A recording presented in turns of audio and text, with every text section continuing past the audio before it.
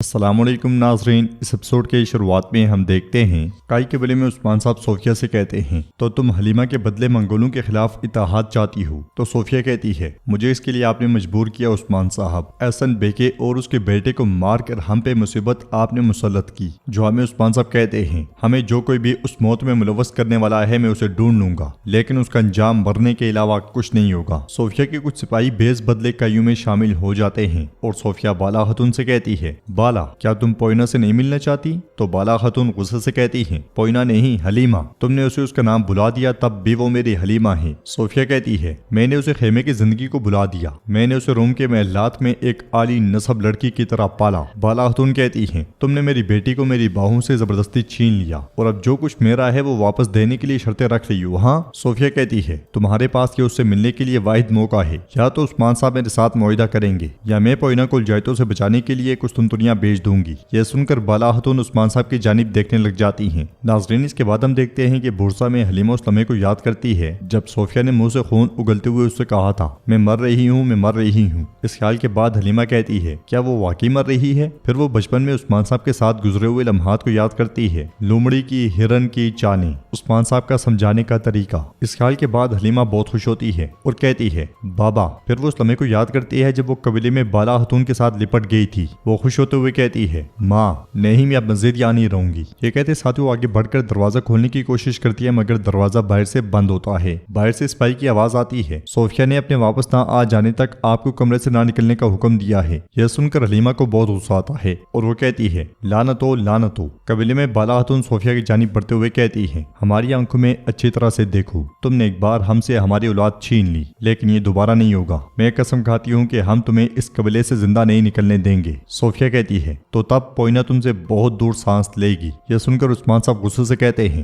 میری طرف دیکھو، کیا تم میں ذرا برابر بھی عزت یا حیثیت نہیں ہے؟ جو ہمیں صوفیہ کہتی ہے میرے لیے عزت تم ترکوں اور منگولوں کے خلاف اپنی سرزمین کی حفاظت کرنا ہے اور مت بھولنا جنہوں نے مجھے اس مصیبت پہ مسلط کیا وہ تم ہو۔ یہ سن کر عثمان صاحب کہتے ہیں تمہاری حکمرانی عوام پہ ظلم ہی لاتی ہے، اصل معاملہ مظلوموں کے ساتھ ہونے کا ہے۔ صوفیہ کہتی ہے تو پھر تم بورسا کے لوگوں سے منہ نہیں موڑو گے کیونکہ تمہاری وجہ سے منگول ان کی زندگیوں پہ نظریں جما چکے ہیں۔ ہم جب تک دوبارہ ایک دوسرے کے خلاف نہیں لڑتے اس مصیبت کو ایک ساتھ مل کر رفع دفع کریں گے۔ سوچیں اور فیصلہ کریں، لیکن سردوں اور پوئنا کی قسمت کے لیے یہ آخری موقع ہے۔ یہ سن کر عثمان صاحب غصے میں خیمے کی جانب بڑھتے ہوئے کہتے ہیں فوراً دیوان بلاؤ۔ علاؤدین پوچھتا ہے ہم کیا اسے جانے کی اجازت دیں گے بابا؟ مگر عثمان صاحب کوئی جواب نہیں دیتے اور آگے بڑھ جاتے ہیں اور صوفیہ پلٹ جاتی ہے۔ اسے جاتا ہوا دیکھ کر علاؤدین بالا خاتون سے کہتا ہے ماں یہ شیطان جا رہی ہے، ہم کیا اسے جانے دیں گے؟ تو بالا خاتون کہتی ہیں ہم نے اگر اتحاد نہ کیا تو ہم تمہاری بہن کو دوبارہ نہیں دیکھ سکیں گے۔ اور ہن کہتا ہے لیکن اس شیطان کے ساتھ اتحاد بھی نہیں ہو سکتا۔ اس کے ساتھ ہی صوفیہ وہاں سے روانہ ہو جاتی ہے۔ بورسا میں حلیمہ پریشان ہوتے ہوئے اپنے بالوں کو آئینے میں دیکھ رہی ہوتی ہے اور اس لمحے کو یاد کرتی ہے جب اس نے بالا خاتون کے بال دیکھے تھے۔ اس خیال کے بعد حلیمہ کہتی ہے انہوں نے نہ صرف میری یادیں بلکہ میرے بال بھی بدل دیے، میں بالکل بھی آپ جیسی نہیں لگتی ماں۔ پھر حلیمہ اس لمحے کو یاد کرتی ہے جب اس نے علاؤدین، اورحان، فاطمہ خاتون، بالا خاتون اور عثمان صاحب کو ایک ساتھ دیکھا تھا اور وہ سب بہت خوش دکھائی دے رہے تھے۔ اس خیال کے بعد حلیمہ کہتی ہے آپ مہربان ہیں، اچھے ہیں اور میں نے آپ سے غداری کی۔ یہ کہتے ساتھ وہ غمگین ہوتے ہوئے گھٹنوں کے بل گر جاتی ہے اور مزید کہتی ہے میں آپ کے پاس کیسے آ سکتی ہوں؟ میں وہ حسین آنکھیں کیسے دیکھ سکتی ہوں جو میرے لیے آنسو بہاتی ہیں؟ میں نہیں آ سکتی ماں، میں آپ کو نہیں دیکھ سکتی، مجھے معاف کر دیں ماں، میں شرمندہ ہوں، مجھے معاف کر دیں بابا۔ ادھر عثمان صاحب خیمے میں اپنے بیٹوں اور ساتھیوں کے ساتھ کھڑے ہوتے ہیں اور ہن کہتا ہے صدران کے مجلس میں ہم نے اپنا ہدف منتخب کیا، ہم نے اس مقصد کے لیے لاتعداد شہید دیے ہیں۔ بوران کہتا ہے لیکن ناگن صوفیہ کی امن کی پیشکش کا تقاضا ہے کہ ہم کراکول پر پنجے نہ گاڑیں۔ حضور ایسا ہی ہے نا؟ جواب عثمان صاحب کہتے ہیں وہ میرے جگر کے ٹکڑے کے ساتھ میری اولاد کے ساتھ دھمکی دے رہی ہے، لیکن نہیں، میں نہ تو اپنی بیٹی کفار کے ہاتھ میں چھوڑوں گا اور نہ ہی اپنے شہداء کے خون سے حاصل کی گئی زمین کو۔ علاؤدین پوچھتا ہے ہم بہن کو کیسے بچائیں گے؟ ہم جب کراکول کو فتح کر رہے ہوں گے تو صوفیہ میری بہن کو بھگا کر لے جائے گی۔ جرکتہ کہتا ہے یہ ایک ایسا امتحان ہے، ہم جو بھی کریں گے دل کو تکلیف ہوگی۔ جواب اور ہن کہتا ہے جب ہمارا راستہ جہاد کا ہے آپ کو کیا لگتا ہے کہ کہ ہمیں تکلیف نہیں ہوگی؟ ہم یقیناً اپنی بہن کو کافروں کے ہاتھوں سے بچائیں گے، لیکن صوفیہ شیطان کی باتوں پہ یقین کر کے جس راستے پہ ہم نکلے ہیں اس سے واپس نہیں ہٹیں گے۔ وہ لوگ جو سردار ہونے کے تقاضوں کا نعرہ لگاتے ہیں وہ یقیناً یہ بھی جانتے ہیں کہ سرداری میں سب سے پہلے شکوک سے گزرنا ہوتا ہے۔ علاؤالدین اس کا طنز محسوس کرتے ہوئے کہتا ہے، نہیں نہیں عظیم اورحان صاحب کے سامنے میری کیا ضرورت ہے؟ تو اورحان کہتا ہے، علاؤالدین تم کب سے اتنے بے بصیرت ہو گئے ہو؟ تم تو جنگ کے نام سے ہی ڈر رہے ہو۔ جواب میں علاؤالدین کہتا ہے، اگر زندہ رہنے کے لیے پیچھے ہٹنا بے بصیرت ہونے کی علامت ہے تو اپنی لالچ کے لیے اپنے سپاہیوں کو جانتے بوجھتے موت کے منہ میں بھیجنے کے بارے میں کیا خیال ہے؟ مجھے تو بے بصیرت کہہ دیا، لیکن آپ خود ایک غافل ہیں۔ اورحان کہتا ہے، جہاد کے جذبے کو لالچ، اپنے راستے سے پیچھے نہ ہٹنے کو تم غفلت کہہ رہی ہو؟ ہاں علاؤالدین، میں جو تمہیں ایک اونچے پہاڑ کے طور پر دیکھتا تھا جس پر میں ٹیک لگا سکتا تھا، مگر افسوس کہ تم کچھ بھی نہیں نکلے۔ ان کی مسلسل بحث دیکھ کر عثمان صاحب غصے سے کہتے ہیں، بس بس بس بہت ہو گیا، بس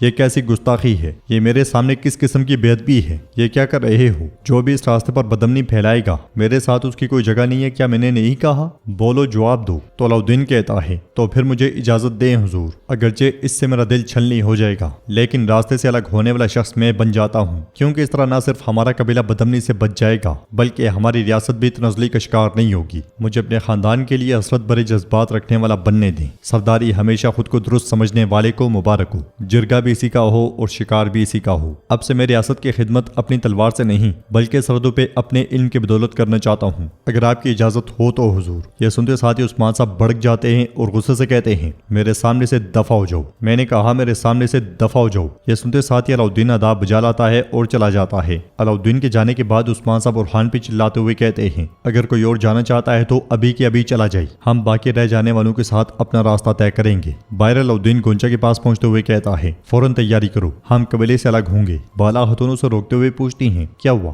کہاں جا رہی ہو؟ تو علاؤالدین کہتا ہے، ماں میں یہاں مزید نہیں رک سکتا، ہم اپنے نانا کی خانقاہ میں جائیں گے۔ بالا خاتون پھر سے اسے روکتے ہوئے پوچھتی ہیں، کیوں، کیا ہوا؟ تو علاؤالدین کہتا ہے، اگر میں یہاں رہتا ہوں تو بدامنی ہوگی، جب تک میں یہاں ہوں اس قبیلے میں امن نہیں ہوگا ماں، یہ واضح ہے۔ میں پیچھے ہٹ جاتا ہوں تاکہ دوسرے کسی کو تکلیف نہ ہو۔ بالا خاتون پھر سے اس کے راستے میں آتے ہوئے پوچھتی ہیں، تمہارے بابا وہ کیا کہتے ہیں؟ وہ تمہیں اس کی اجازت نہیں دیں گے؟ تو علاؤالدین کہتا ہے، ماں بابا نے اجازت دے دی ہے، انہوں نے اپنا فیصلہ بھی سنا دیا ہے، صوفیہ کے ساتھ کوئی معاہدہ نہیں ہوگا، وہ کراکول پہ حملہ کر کے شہداء کو لائیں گے۔ بالا خاتون پریشان ہوتے ہوئے پوچھتی ہیں، کیا وہ صوفیہ کے ساتھ معاہدہ نہیں کریں گے؟ ہم اس طرح حلیمہ کبھی بھی حاصل نہیں کر سکتے۔ اندر خیمے میں عثمان صاحب کہتے ہیں، صوفیہ منگولوں کے خلاف اتحاد چاہتی ہے، اس کی نیت خالص ہے یا نہیں ہم سمجھ جائیں گے۔ کل کراکول پہ قبضے کے بعد اگر اس کی نیت وہی ہوگی تو تب ہم الجھائیتوں کے خلاف ان کے ساتھ ایک عارضی اتحاد قائم کریں گے۔ جیرکدے کہتا ہے، حضور اگر کراکول پہ حملے کے بعد صوفیہ اپنا خیال بدل لیتی ہے تو، یا آپ شاید کبھی اپنی اولاد کو نہ دیکھ پائیں تو؟ باہر علاؤالدین گونچا سے کہتا ہے، خاتون جلدی سے تیاریاں کرو، ہم کل صبح روانہ ہوں گے۔ یہ کہتے ساتھ ہی علاؤالدین آگے بڑھ جاتا ہے۔ فاطمہ بالا خاتون سے پوچھتی ہے، ماں میری بہن کا کیا ہوگا؟ اس لیے میں عثمان صاحب خیمے سے باہر آتے ہیں اور آگے بڑھتے ہوئے کہتے ہیں، گھوڑا لے کر آؤ۔ عثمان صاحب کو دیکھتے ہوئے بالا خاتون کہتی ہیں، تم کیا کر رہے ہو عثمان؟ تم نے میرے بیٹے کو بیچ کر میری بیٹی کو قسمت کے حوالے کر دیا؟ ہاں؟ وہ عثمان کہتے ہوئے آگے بڑھتی ہیں، مگر عثمان صاحب انہیں نظر انداز کرتے ہوئے قبیلے سے روانہ ہو جاتے ہیں۔ بالا خاتون بھی گھوڑے پر سوار ہوتی ہیں اور ان کے پیچھے جاتی ہیں۔ جنگل میں سردار حسن آگے بڑھتے ہوئے کوجا سردار سے کہتا ہے، کوجا صاحب ہمارے لوگ راستے میں ہیں، اللہ عثمان صاحب سے راضی ہو، انہوں نے ہمیں وطن دیا اور ہماری حفاظت کی اور بدلے میں کچھ بھی طلب نہیں کیا۔ تو کوجا سردار کہتے ہیں، عثمان صاحب محض ایک سردار ہی نہیں، وہ ترک ریاست کی عقل و فہم کے وارث بھی ہیں، وہ روایات اور اخلاق سے واقف ہیں اور اس لیے ان کا دروازہ سب کے لیے کھلا رہتا ہے۔ تو ناظرین، اس کے ساتھ یہ ایپیسوڈ بھی اختتام پذیر ہوتی ہے۔ ویڈیو پسند آئے تو لائک کر دیں، شیئر کر دیں، سبسکرائب نہیں کیا ہوا تو سبسکرائب کرنے کے ساتھ ساتھ گھنٹی والے آئیکن کو دبانا مت بھولیں۔ ملتے ہیں انشاءاللہ نیکسٹ ویڈیو میں، تب تک کے لیے رکھیں اپنا اور اپنوں کا بہت زیادہ خیال۔ اللہ نگہبان۔